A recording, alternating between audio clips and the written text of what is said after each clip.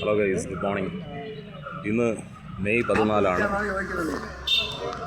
ഇന്ന് national decency day ആണ്. ഏറ്റവും മാന്യമായി പെരുമാറുക, മാന്യമായി സമൂഹത്തിൽ ഇടപെടുക, പെരുമാറുക, സമൂഹത്തിൽ വീട്ടിലും എന്നുള്ളതാണ്. മാന്യതയ്ക്ക് വലിയ പ്രാധാന്യമുണ്ട്. സ്വച്ഛമായ ജീവിതത്തിന് എല്ലാവരും മാന്യമായി പെരുമാറണം എന്നുള്ളതുണ്ട്. അതുപോലെ ഇന്ന് ഇസ്രായേലിൻ്റെ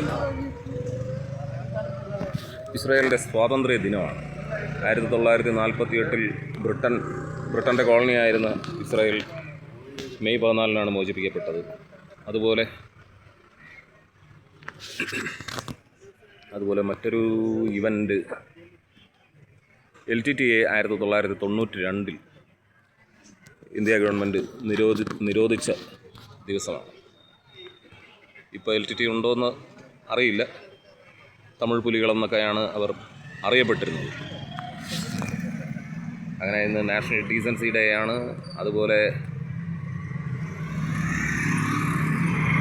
LTTE നിരോധിച്ച ദിവസമാണ്. അതുപോലെ ഇസ്രായേലിന് സ്വാതന്ത്ര്യം ലഭിച്ച ദിവസമാണ്.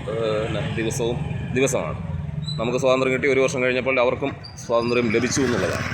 അപ്പോൾ ഇന്ന് കേരളത്തിലെ മുഖ്യമന്ത്രി ആരെന്ന് അറിയാൻ സാധിക്കുമെന്നാണ് പത്രവാർത്തകൾ അല്ലെങ്കിൽ ന്യൂസുകൾ.